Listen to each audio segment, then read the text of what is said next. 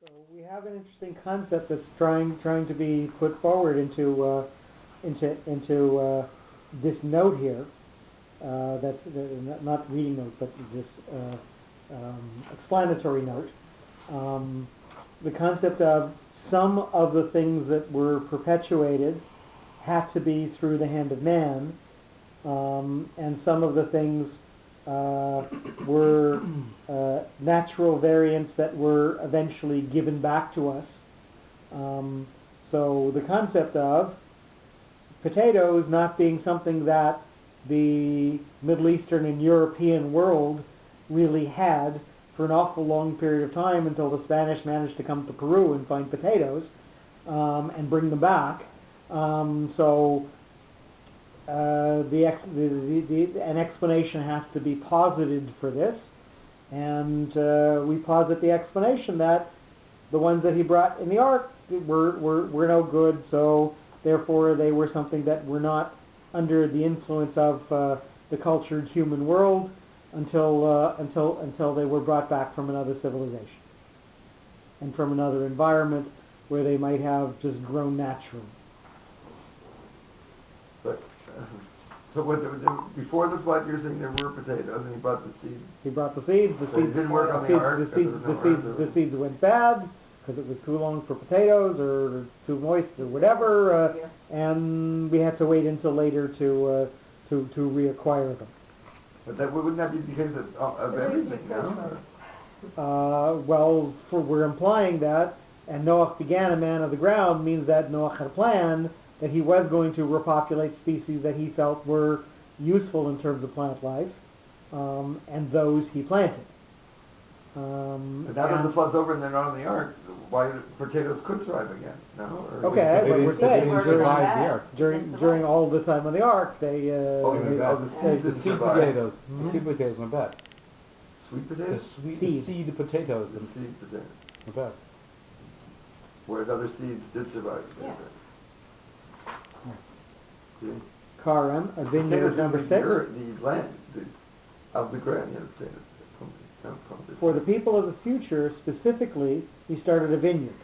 His purpose was not wheat and potatoes, merely to keep man alive at the level of an animal, but to provide him joy through his work and the vine of life. Vinam at mulibris. Excuse me, my Latin is rusty, obviously. I don't recognize this phrase. Obviously, it means the line of life, so we'll take it at that. In any case, Noach felt that food should not only be physically sustaining; it should be spiritually sustaining. Wine has this lovely, special blessing that we give to it. We don't, we give it a special something. So we say, Borei Priagafa, if you've made the fruit of the vine. Well, there are lots of other fruits that grow on vines and lots of other plants that grow on vines. What's special about wine? What's special about wine is that there's something that's on the surface of the grapes. There's a mold that, if you manage to crush it into the grapes, allows them to ferment with no other work other than mixing what's on the outside with what's on the inside, and it ferments and becomes something that gives you something that can be elevating. So we're praising God that He gave us something that has potential to become something much more than what it was originally. Doesn't stay a grape when you treat it the right way. When you put man into the equation, you all of a sudden get something that can turn into something then much more than what the natural element was. So there's a midrash, I believe, about Rabbi Akiva, who was brought in front of the Roman emperor and is asked a question, which is greater, the work of God or the work of man? And you would figure that Rabbi Akiva is going to come back and tell him the work of God is greater. But he comes back and he tells him the work of man is much greater. What does he do? He holds in front of him a piece of wheat and a piece of bread. And see, I proved it. So again, when we take the human influence and allow something to become what was inherent within it that God put into it, and allow it to become its highest form, then that's something that is even more than just the potential that God put into it. He put in the potential, we realized it, we learned how to use it, we brought it to its best, we finished what needed to be completed in the world. That's the concept of both wine and bread getting these special blessings. Borei Priagafen, the fruit of the vine. Well, it's not just because it's the fruit of the vine, it's because it's got this potential, and we realize the potential. Hamotzi lechem min haaretz, who took bread out of the ground. Well, God didn't take bread out of the ground. We took the wheat, and then we had to cut it down, and then we had to take the outside off, and then we had to grind it, and then we had to mix it with other things, and then it became bread. So the influence of man onto something that's lowly brought it to its full potential. That's why fruition. That's what we say brings them to fruition.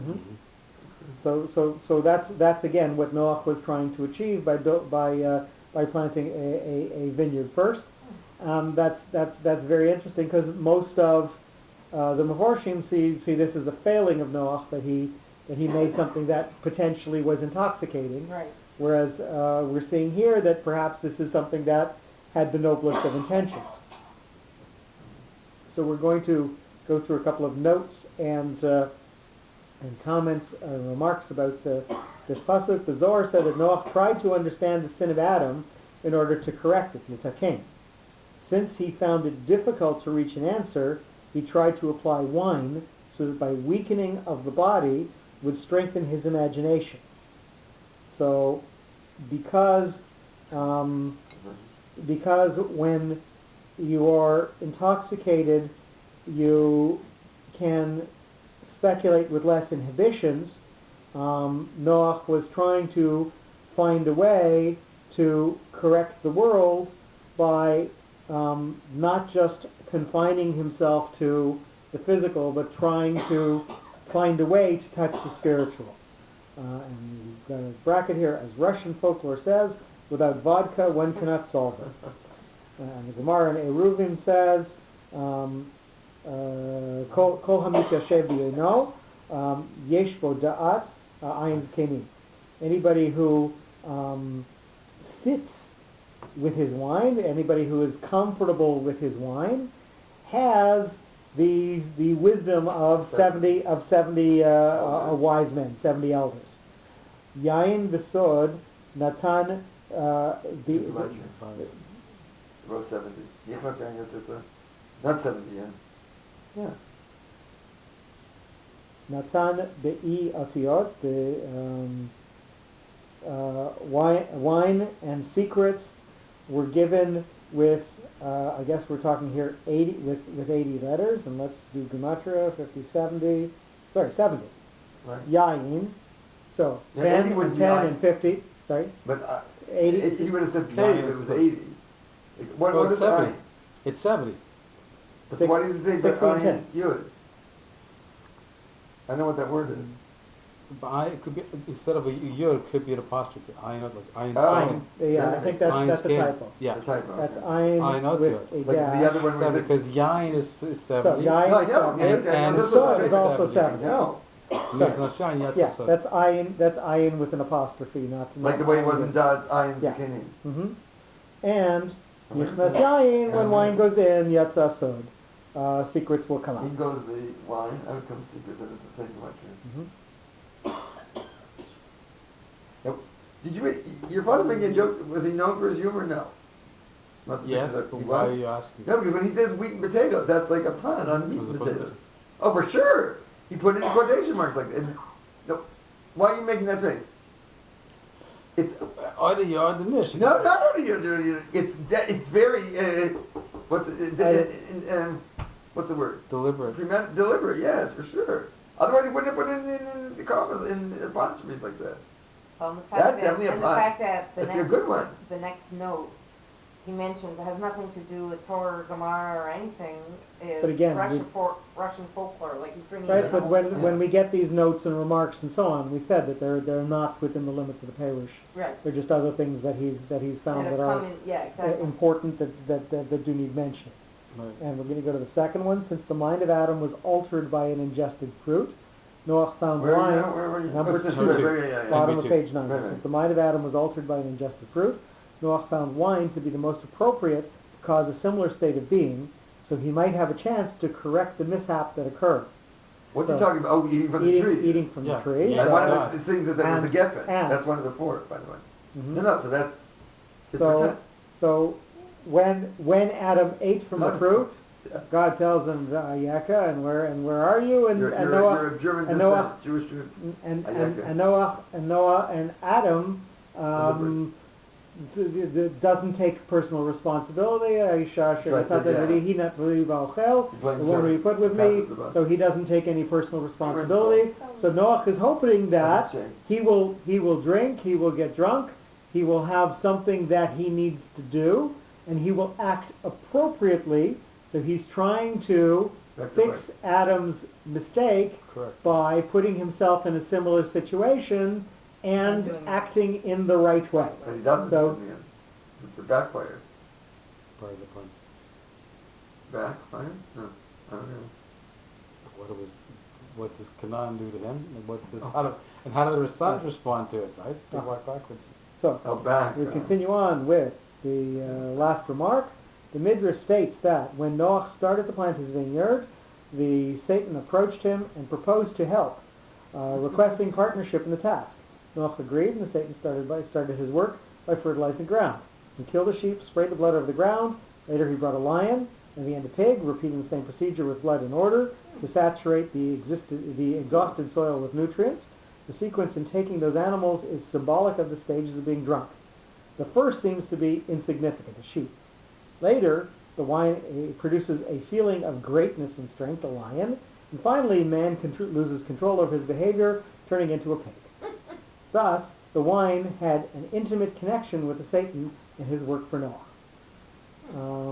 So, we're connecting here the stages of what happens as you get more and more intoxicated with the thoughts that are in the Midrash, and with everything that we do, we realize that we have the ability to either turn it into something great or turn it into something that might be something that is a pitfall for us.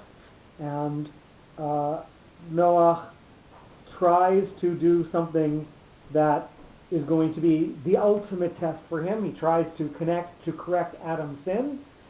In reaching so high, he obviously puts himself in a position where he might fall very far.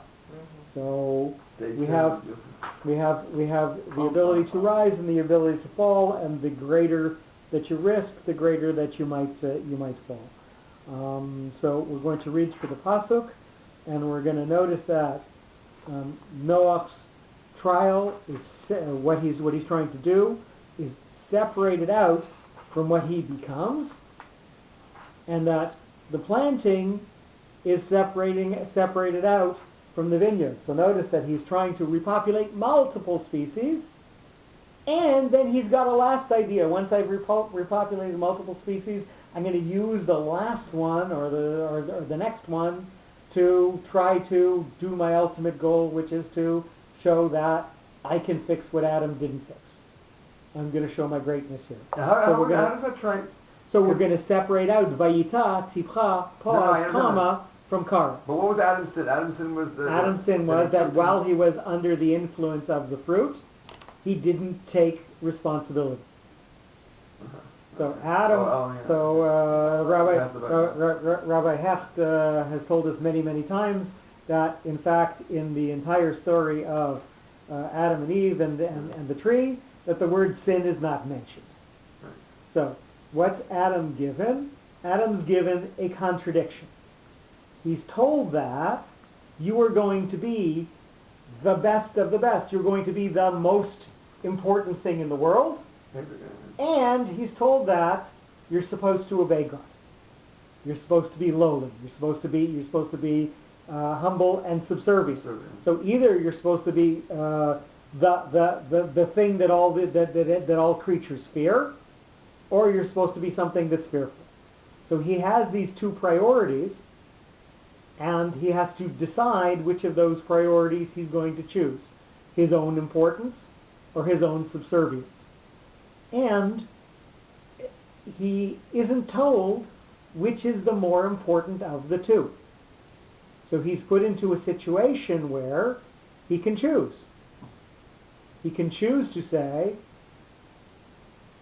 God, you told me not to eat this. I ate it accidentally, and I'm sorry, and remain subservient afterwards.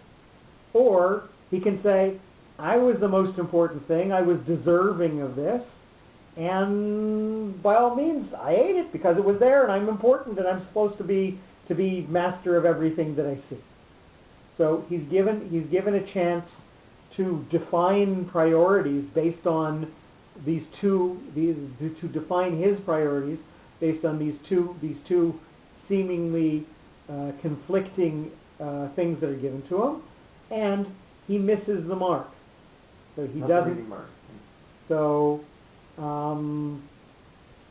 there's no sin. Both choices were right, but he had to choose which was his priority. And in choosing himself as the priority, that's where he failed the test. But it wasn't necessarily a sin. He was still given the command to be dominant, to be the most important thing, and he certainly followed that. So we have to realize there's not truly sin there. There's a wrongness of priorities between something that is right and something that is more right. All animals. Okay, so we'll read the Parshat again. Sorry? Many times in many of his lectures. He's very proud that he once went up on stage with some type of a priest, and the priest starts talking about original sin, and then he gets up and says, well, read through the sentences, it doesn't mention the word sin there at all. So he's very proud of that story. In any case, so again, we're going to read through, and we're going to notice how the pauses start out by separating out Noach's attempts, and because of that, we have to define what Noach is in fact trying to do. So we have to infer something that isn't actually in the sentence because of the pauses implied, and he becomes something different. He becomes Ish from that point on, and that's connected to Ha'adamah, with what he's trying to make the land do. And his planting is separated out from Karem, which is not only planting in order to make the plants and make the earth usable from that point, but the Karem, the vineyard, is something that's going to have a separate goal from everything else that he planted. Not only is it sustaining, but it's to try to complete other tasks. Vayachel Noach ish ha'adama vayita karem. And I think we'll stop here for today. Go ahead. Thank you. Yeah.